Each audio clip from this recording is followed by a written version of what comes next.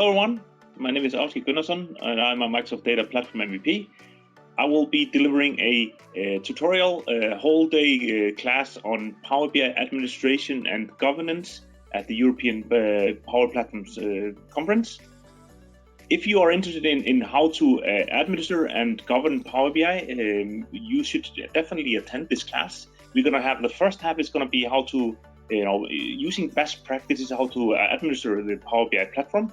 And the second part is going to be how to govern the platform.